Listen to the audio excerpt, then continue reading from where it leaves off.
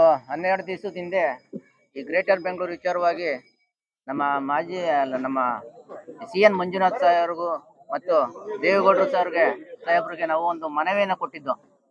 ಏನಂತ ನಾವು ರೈತರುಗಳೆಲ್ಲ ಹೋಗಿ ಒಂದು ಮನವಿಯನ್ನು ಕೊಟ್ಟಿದ್ದು. ನಾವು ಯಾವುದೇ ಕಾರಣಕ್ಕೂ ನಮ್ಮ ಸರ್ಕಾರ ಭೂ ಸ್ವಾಧೀನ ಮಾಡ್ಕೊತದೆ, ಅದು ವಿರುದ್ಧವಾಗಿ ನಾವು ರೈತರುಗಳೆಲ್ಲ ಇದ್ದೀವಿ. ನೀವು ಸರ್ಕಾರಕ್ಕೆ ಮನವಿ ಮಾಡಬೇಕು ಅಂತ ಹೇಳಿ ಒತ್ತಾಯವನ್ನ ಮಾಡ್ಬಿಟ್ಟು ಬಂದಿದ್ವಿ. ನೀವು ದೇವೇಗೌಡರ ಅಪ್ಪಾಜಿಗೆ ನಾನು ರಾಜ್ಯಸಭೆಯಲ್ಲೂ ಕೂಡ ನೀವು ಧ್ವನಿ ಎತ್ತಬೇಕು ನೀವು ಅಂತಾನು ಹೇಳಿದೆ. ಇದ್ರ ಬಗ್ಗೆ ನಾನು ಗಮನಿಸಿದ್ದೀನಿ ಅಂತ ಕೂಡ ಅವರು ನಮಗೆ ಭರವಸೆ ಕೊಟ್ಟಿದ್ರು. ಅದೇ ರೀತಿ ಸರ್ಕಾರಕ್ಕೆ ಮನವಿಯನ್ನು ಕೂಡ ಸಲ್ಲಿಸಿದ್ದಾರೆ. CN ಮಂಜುನಾಥ್ ಸರ್ ಇರ್ಬೋದು, ದೇವೇಗೌಡರ ಅಪ್ಪಾಜಿ ಕೂಡ ಇರ್ಬೋದು. ಇವರು ನಮ್ಮ DCM ಸಾಹೇಬ್ರು ಹೇಳ್ತಾರೆ ದೇವೇಗೌಡರು ಮರ್ತೋಗ್ಬಿಟ್ಟಿದಾರಂತೆ. ಅವ್ರಿಗೆ ಅವರು 60 ವರ್ಷ ರಾಜಕಾರಣದಲ್ಲಿ ಯಾವತ್ತೂ ಮರಿಲ್ಲ, ಒಂದೇ ಒಂದು ಪಿನ್ ಕೂಡ ಅವ್ರು ಮರಿಲ್ಲ. ರಾಜ್ಯಸಭೆಯಲ್ಲಿ ಇವತ್ತು ಕೂಡ ಟೇಬಲ್ ಗುದ್ದಿ ಮಾತಾಡುವಂತ ಶಕ್ತಿ ಇದೆ ಅವ್ರಿಗೆ. 97ನೇ ವಯಸ್ಸಲ್ಲಿ ರೋಗಲ್ಲಿ ಮಾತಾಡ್ಲಿಕ್ಕೆ ಗೊತ್ತಾಗುತ್ತೆ. ಇವರು ರೈತರನ್ನ ಒಕ್ಲೆಬ್ಬಿಸುವಂತ ಕೆಲಸ ಮಾಡ್ಕೊಂಡು ನನ್ನ ಹತ್ರ ಎಲ್ಲ ಬಂದ್ಬಿಟ್ಟಿದ್ದಾರೆ. 3/4% 90% ಜನ ರೈತರು ನನ್ನ ಹತ್ರ ಬಂದು ಮಾತಾಡಿದ್ದಾರೆ, ಭೂಮಿ ಕೊಡಕ್ ಒಪ್ಕೊಂಡಿದ್ದಾರೆ ಅಂತ ಇವ್ರು ಒಂದು ಹೇಳಿಕೆ ಕೊಟ್ಟಿದ್ರಲ್ಲ. ಸಾಕ್ಷಿ ಕೊಡಿ ಸ್ವಾಮಿ, ನಿಮ್ಮ ಹತ್ರ ಯಾರು ರೈತರು ಬಂದಿದ್ದಾರೆ ಸಾಕ್ಷಿ ಕೊಡಿ. ಸಾಕ್ಷಿ ಇಲ್ಲದೆ ಮಾತಾಡ್ತೀರಿ? ಇದನ್ನ ನೀವು ರೈತರನ್ನ ದಿಕ್ತಪ್ಪಂತ ಕೆಲಸನ ನೀವು ಮಾಡ್ತಾ ಇದ್ದೀರಿ. ರೈತರು ದಿಕ್ತಪ್ಪೋಗ್ಲಿ, ಸುಮ್ಮನೆ ಆಗೋಗ್ಬಿಡಿ, ಎಲ್ಲ ಒಪ್ಕೊಬಿಟ್ಟವ್ರೆ ಅಂತ ಹೋರಾಟ ನಿಲ್ಸ್ಬಿಡ್ಲಿ ಅನ್ಬಿಟ್ಟು ಒಂದ್ ಕಡೆ, ಇನ್ನೊಂದು ಅವ್ರಿಗೆ ಭಯನೂ ಬಂದಿದೆ. ನಾವು ಒಂದು ಕಮಿಟಿ ಮಾಡಿ ಒಂದು ಸಂಘ ಮಾಡ್ಕೊಂಡಿದೀವಿ. 2 ಪಂಚಾಯತಿ ರೈತರುಗಳು ಸಂಘ ಮಾಡಿ ಹೋರಾಟ ಮಾಡಕ್ಕೆ ನಾವು ಒಂದು ರೂಪುರೇಷೆನ ಸಿದ್ಧಪಡ್ತಾ ಇದೀವಿ. ಇದನ್ನ ಮುಂದೆ ಮಾಡ್ತಾರೆ ಅನ್ಬಿಟ್ಟು ಅವರು ಭ್ರಮ ನಿರಸನಗೊಂಡ್ಬಿಟ್ಟವ್ರು. ಅವರು ನಾವು ಪ್ರಾಜೆಕ್ಟ್ ಮಾಡಕ್ ಹೊಂಟಿದೀವಿ, ನಾವು ಕೈ ತಪ್ಪ ಹೋಗುತ್ತಲ್ಲ, ನಮ್ಮ ಸರ್ಕಾರಕ್ಕೆ ಹಿನ್ನಡೆ ಆಗೋಗುತ್ತಿಲ್ಲ ಅನ್ನೋ ಒಂದು ಕಾನ್ಸೆಪ್ಟ್ ಇಟ್ಕೊಂಡು ಈ ರೀತಿ ಮಾಡ್ತಾ ಇದ್ದಾರೆ. ಮಾಡ್ಲಿ. ದೇವೇಗೌಡರು, ಈ ಹಿರಿ ಮನುಷ್ಯರು ದೇವೇಗೌಡರು ಮಾಜಿ ಪ್ರಧಾನಿಗಳು ಒಂದು ರಿಕ್ವಿಷನ್ ಕೊಟ್ಟಿದಾರಲ್ಲ, ಅವ್ರು ಕರೆದಿ ಸೌಜನ್ಯಕ್ಕಾದ್ರೂ ಕರೆದಿ ಒಂದು ಮಾಜಿ ಪ್ರಧಾನಿಗೆ ಬೆಲೆ ಬೇಡವಾ ಗೌಡ್ರೆ? ಸ್ವಾಮಿ, ಸೌಜನ್ಯಕ್ಕಾದ್ರೂ ನೀವು ಸರ್ಕಾರ ಕರೆದಿ ಮಾತಾಡ್ಲಿಲ್ವಲ್ಲ? ನಿಮ್ಮ ಎಷ್ಟು ಮಟ್ಟಿಗೆ ನಿಮ್ ಸರ್ಕಾರ ಇವತ್ತು ರಾಜ್ಯ ಸರ್ಕಾರ ತುಗಲಕ್ ಸರ್ಕಾರ, ನಿಮ್ದು ತುಗಲಕ್ ಸರ್ಕಾರ, ರೈತರನ್ನು ಒಕ್ಕಲಬ್ಬಿಸಿದಂತ ಸರ್ಕಾರ.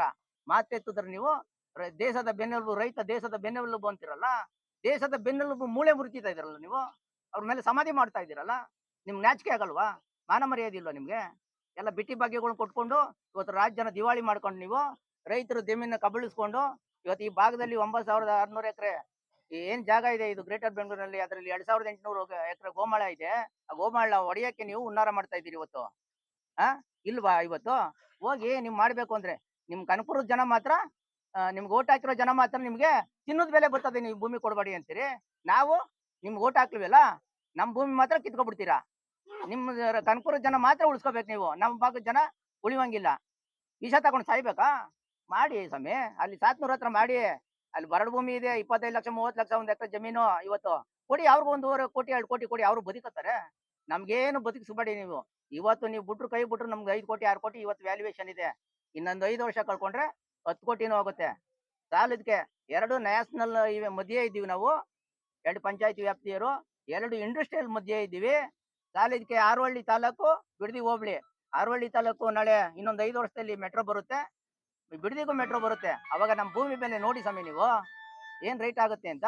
ನೀವು ನಿಮ್ಮಿಂದ ನಾವು ಉದ್ಧಾರ ಏನಾಗ್ಬೇಕಾಗಿಲ್ಲ. ನಮ್ ಬಿಡಿ, ನಾವು ಉದ್ಧಾರ ಮಾಡ್ಕೋತೀವಿ. ರೈತರು ಗೊತ್ತಿದೆ. ನೀವೇನೇ ಮಾಡಿದ್ರು ನಾವು ರೈತರು ಹೋರಾಟನ ಹತ್ತಿಕ್ಕಕ್ಕೆ ನಿಮ್ ಕೈಲಿ ಸಾಧ್ಯನೇ ಇಲ್ಲ.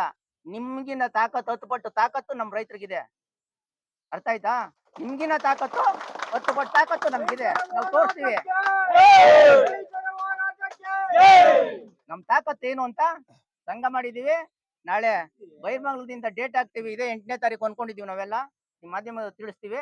8ನೇ ತಾರೀಕು ಬೈರ್ಮಂಗಲದಿಂದ DC ಕಚೇರಿವರೆಗೂ ಪಾದಯಾತ್ರೆ ಮಾಡ್ತೀವಿ. ಆ ಪಾದಯಾತ್ರೆ ದಿನ ಎಷ್ಟು ಸಾವಿರ ಜನ ರೈತರು ಈ ಪಾದಯಾತ್ರೆಗೆ ಪಾಲ್ಗೊಳ್ತಾರೆ ಅಂತ ನೀವು ನೋಡಿವ್ರಂತೆ, ನಿಮ್ಮ ಮಾಧ್ಯಮದ ಮುಖಾಂತರ ತೋರಿಸಿವ್ರಂತೆ. ಅವಾಗ ತೋರಿಸ್ತೀವಿ ನಮ್ ತಾಕತ್ನ. ಏನು ರೈತರು ಅಂದ್ರೆ ನಿಮ್ ಗುಲಾಮ್ರೇನ್ರಿ? ಓಟ್ ಹಾಕಕ್ ಮಾತ್ರ ಬರ್ತೀರಾ? ಅಣ್ಣ ಅಪ್ಪ ಅನ್ಕೊಂಡು ಕಾಲ್ ಹಿಡಿಯಾಕ್ ಬರ್ತೀರಾ? ಇವತ್ತು ನಾಮಕಾವಸ್ಥೆಗೆ ನಿಮ್ ಯೋಗ್ಯತೆಗೆ ನಿಮ್ಗೆ ರೈತನ ಕರೆದಿ ಮಾತಾಡಕ್ ಶಕ್ತಿ ಇಲ್ವಾ ನಿಮ್ಗೆ? ಈ ಭಾಗದ ಶಾಸಕರು ಇವ್ರು ಏನ್ ತಿಳ್ಕೊಂಡವ್ರೆ ಅಂದ್ರೆ, ಹೆಂಗಿದ್ರು ಆರೋಹಳ್ಳಿ ತಾಲೂಕ್ ಆಗ್ತು 2028ಕ್ಕೆ ಈ ಜನ ಓಟ್ ಹಾಕಲ್ಲ, ನಮ್ಗೇನ್ ಬೇಕು? ಅವ್ರು ಏನ್ ಕೇಳೋದು? ಹೆಂಗಿದ್ರು DCM ಶಿವಕುಮಾರ್ ಅವರು ಮುಖ್ಯಮಂತ್ರಿ ಆಯ್ತಾರೆ, ಒಂದು ಪದವಿ ಸಿಗುತ್ತೆ ಅವ್ರನ್ನ ನಾಮಕಾವಸ್ಥೆಗೆ ಅವ್ರನ್ನ ಓಲೈಕೆ ಮಾಡ್ಕೊಂಡು ರಾಜಕಾರಣ ಮಾಡ್ತಾ ಇದೀಯಾ ಶಾಸಕರು ನೀವು? ಏನ್ ರೈತ ನಿಮ್ ಗುಲಾಮ್ರಾ? ಓಟ್ ಹಾಕ್ಲಿವಾ ನಾವು? ಓಟ್ ಹಾಕ್ಲಿವೇನ್ರಿ? ಮಾನವೀಯತೆ ಇದ್ರೆ ಬಂದ್ ಕರೆದು ಮಾತಾಡಿವ್ರ. ನಿಮ್ಗೆ ಮಾನ ಮರ್ಯಾದೆ ಇಲ್ಲ ನಿಮ್ಗೆ. ರೈತರನ್ನ ಒಕ್ಲೇಪಿಸುವಂತ ಕೆಲಸ ಮಾಡ್ತೀರಾ? ಈ 2 ಪಂಚಾಯತಿ ವ್ಯಾಪ್ತಿನಲ್ಲಿ 9,000 ಎಕರೆ ವ್ಯಾಪ್ತಿನಲ್ಲಿ ಲಕ್ಷಾಂತರ ಮರಗಿಡ ಇದೆ. ತೆಂಗಿರ್ಬೋದು, ಮಾವು ಇರ್ಬೋದು, ಸಪೋಟ ಇರ್ಬೋದು.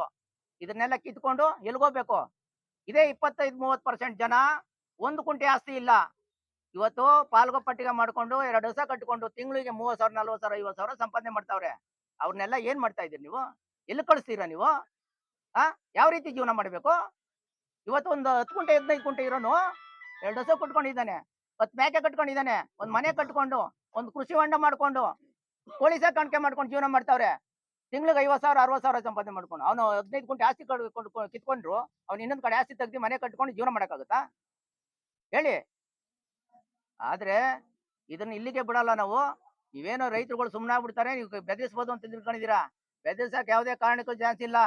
ಇದೇ ಗ್ರೇಟರ್ ಬೆಂಗಳೂರು ಅಧ್ಯಕ್ಷನ್ ಮಾಡಿದಿರಲ್ಲ ನಟರಾಜು ಅಂತ, ಅವ್ರ ಆಫೀಸ್ಗೆ ಹೋದೆ, ಹಿಗ್ಗ ಮಗ ತಿಳಿಸಿದೀನಿ. ಅಯ್ಯಪ್ಪ ನೀನ್ ಏನ್ ಬೇಕೋ ಬೈಕೋನಗಣ, ನಿನ್ ಭಯ ಇದ್ರೆ ನಾನೇನು ಬೇಜಾರು ಮಾಡ್ಕೊಳ್ಳಲ್ಲ ಅಂತಾನೆ. ಯಾಕೆ ಬಂದ್ರೆ ನಿಮ್ ಕೈ ಶಕ್ತಿ ಇಲ್ಲ, ಮಾತಾಡೋ ಶಕ್ತಿ ಇಲ್ವಲ್ಲ. ನನ್ಗೇನ್ ಮಾಡ್ಲಿ ನಾನು? ನಾನು ಏನೋ ನಾಮಕಾವಸ್ಥೆಗೆ ಅಧ್ಯಕ್ಷ ಮಾಡಿ ಕೂರಿಸ್ತವ್ರೆ, ನಾನು ಇದ್ದೀನಿ ಅಷ್ಟೇ. ಅದೇ ಹೇಳಿದೀನಿ ನಿಮ್ ಸಾಹೇಬ್ರಿಗೆ ಹೇಳಿದೆ, ರೈತರು ಬಂದು ಗಲಾಟೆ ಮಾಡಿದ್ರು ಹೇಳು, ಅವ್ರ ಭೂಮಿ ಏನ ಕಿತ್ಕೊಳಕ್ ಬಂದ್ರೆ ಸುಮ್ನೆ ಇರಲ್ಲ. ಹೋಗಿ ನಿಮ್ಗೆ ಇದಿದ್ರೆ, ನಿಮ್ಗೆ ಆಸಕ್ತಿ ಇದ್ರೆ ನಿಮ್ ಕನ್ಪುರ್ ಭಾಗದಲ್ಲಿ ಮಾಡ್ಕೊಳ್ಳಿ, ನಿಮ್ ಕನ್ಪುರ್ ಜನ ಉದ್ಧಾರ ಮಾಡ್ಕೊಳ್ಳಿ, ನಮ್ ಭಾಗದ ಜನ ಏನ್ ನೀವು ಉದ್ಧಾರ ಮಾಡಬೇಡಿ ನೀವು ಅಂತ ಹೇಳಿ ನಾನು ಅವತ್ತು ಧಮಕಿ ಹಾಕಿದೀನಿ. ನಾವು ಮುಂದೆ ನಾವು ಈ ಹೋರಾಟನ ಯಾವ ರೀತಿ ಮಾಡ್ಬೇಕು ಅಂತ ನಾವು ಕಮಿಟಿ ಎಲ್ಲ ತೀರ್ಮಾನ ಮಾಡಿ ನಾವು DC ಹಬ್ಬಿಗೆ ಮುತ್ತಿಗೆ ಹಾಕುವಂತ ಕೆಲಸನ ಮಾಡ್ತೀವಿ ಅಂತ ಹೇಳಿ ತಮ್ಮಲ್ಲಿ ಕಳಕಳಿಯ ಪ್ರಾರ್ಥನೆ ಅಂತ ಕೇಳ್ತೇನೆ.